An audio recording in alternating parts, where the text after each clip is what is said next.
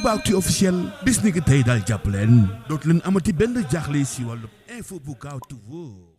fu ñuy yaakaare ñaan parce que dañu fay gis candidat yoo xam ne nag ñoom gëmuñu ñaan ñoom pour ñoom taxaw wax kilifa yi lu bon dugg ci ab dëkk màggaloo benn kilifa bankoo say oom nuyub sëriñ mu ñaanal la façon boobu lañ gis yi fi nag choix la man de man Mbàkke li ma xam mooy ku cof sama sëriñ ma bàyyi la nga daanu ba diri la ci ban bu takk lu bon te gis naa fi candidat boo xam ne guddi la fi ñëw taxaw Mbàkke wax soxlaam dem xamul fu sëñ Muntaxa nekk xamul fu sëtu sëñ Touba nekk xamul fu doomi sëñ Touba tëdd jumaa ji tegu fa tànkam ne serait-ce que dugg ziar muy candidat Diomaye Faye loolu bu ko defoon képp ku mën a romb Tiwaawan ñun ñu romb la loolu mooy fulla parce que ñun lu ñu am Alaaji Malick la Tiwaawan ku ko respecté Alaaji Malick la ku Alaaji Malick ñorul loo am ak loo mën ak loo def soxla wuñu ñun Maodo doy nañ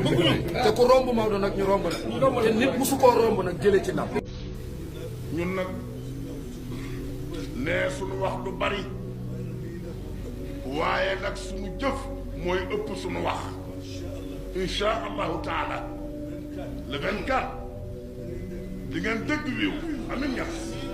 amin ñas amin ñas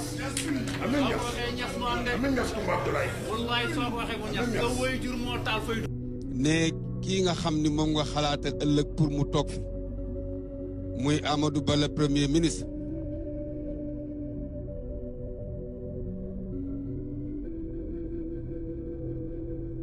ne mën na wax ni président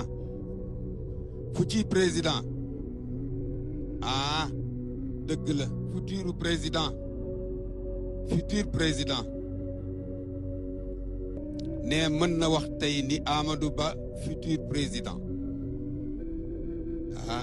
ci altine tey jii tëjtalu burdu bi ci weeru gàmm gi ci guddi gi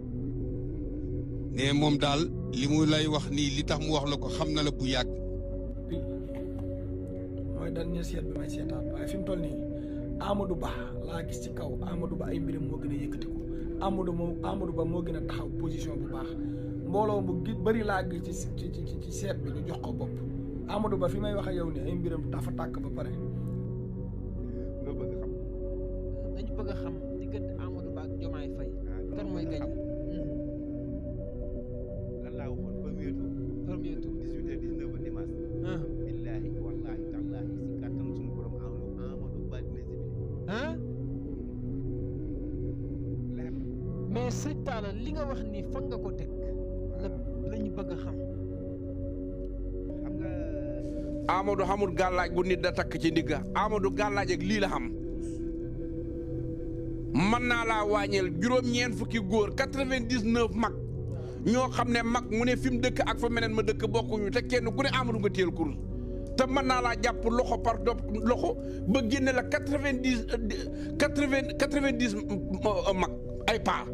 yoo xam ne seen tànk mo su dugg fii ci Ndakaaru mën naa la koo génneel te ñoom ñëpp ci Amadou lañ ne mën naa la koo génneel alaay dégg